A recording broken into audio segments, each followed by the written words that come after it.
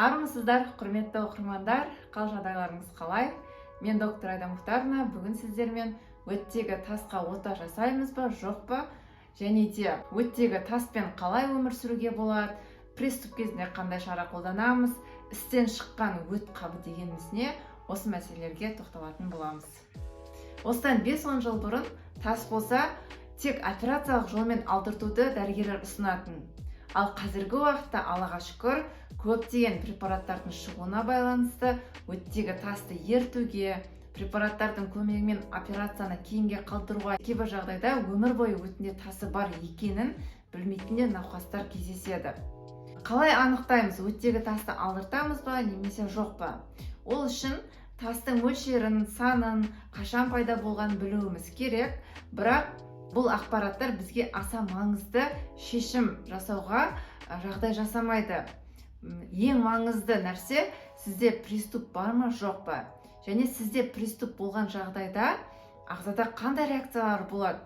Егер приступ аптасына 1 рет болатын болса, ол қатты өтетін болса, ондай жағдайда өкінішке орай ота жасату керек болады.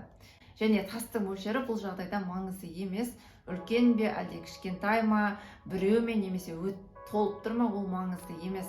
Ең маңыздысы приступ апта сайын 1 рет өтетін болса, және ол өте қатты өтетін болса, және ол шыдатпайтын болса, онда міндетті түрде жедел жәрдем шақыртқаныңыз дұрыс. Егер приступ аптасына 1 рет, бірақ өте аз уақытта қатты білінбей өтетін болса, онда операция жасатуға асықпаңыз. 3-4 апта поддерживающий терапия жасау керек болады.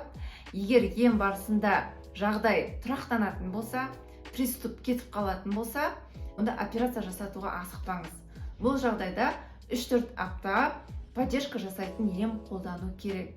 Егер ем барысында жағдай тұрақтанатын болса, приступтар кетіп қалатын болса, приступ тек дұрыс тамақтанбағанда немесе физикалық жүктемеден соң пайда болатын болса, онда бұл көмекші емді жалғастыруымыз керек. Және өзіңді бақылау керек. Динамикада УЗИ-ға 6 ай сайын түсіп отырасыз, және де биохимический анализдер тапсырып отыру керек.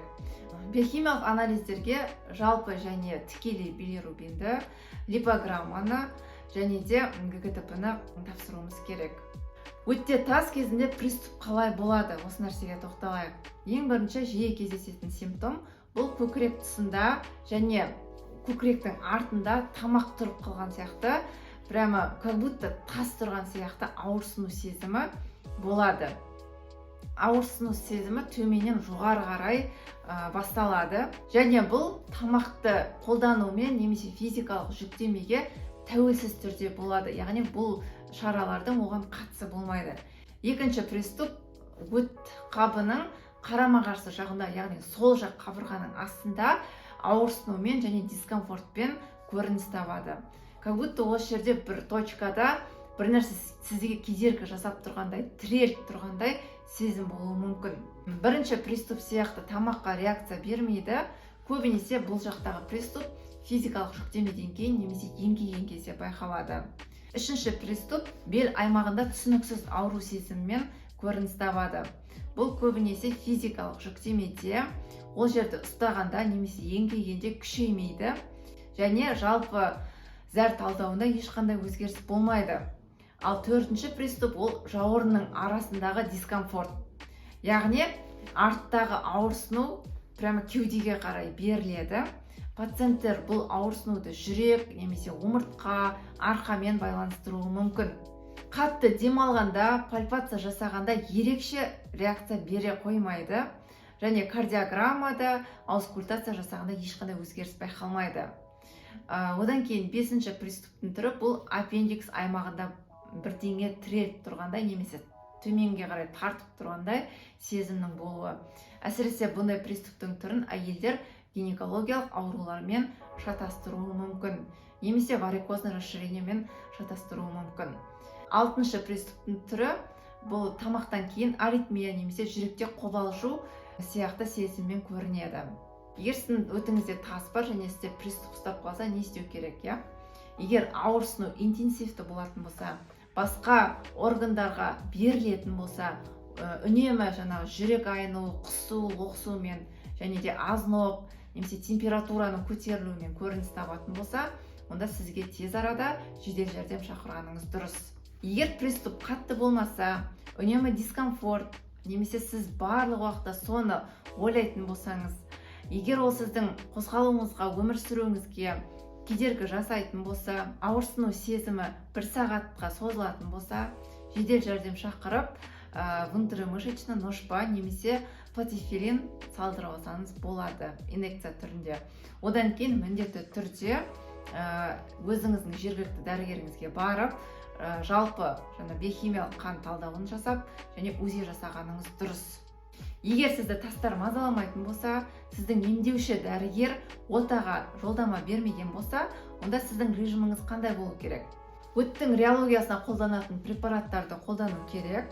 Өйткені тастар өттің ағуына механикалық бөгет жасайды. Соның әсерінен өттегі тастар ұлғайып, жаңа тастардың пайда болуына әкелуі мүмкін. Және бұл өт қабының жұмысының істен шығуына алып келеді.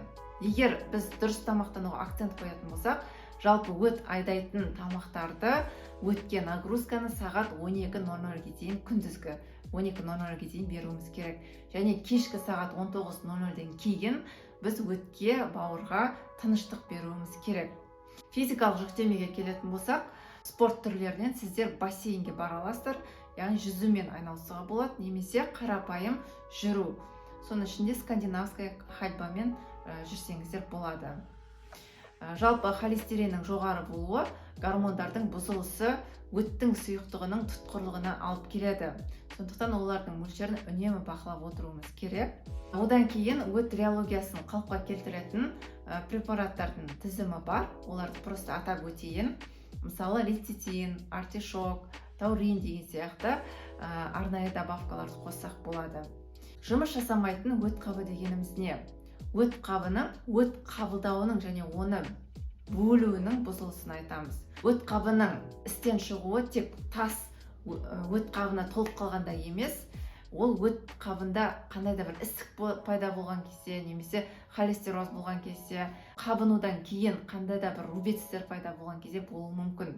Мұндайда өкінішке орай өт қабы істен шыққан кезде біз операциялық жолмен алып тастауға, яғни холецистектомия жасауға мәжбүр боламыз. Сондықтан өз өттеріңізді сақтап, міндетті түрде оған поддержка жасап отырыңыздар.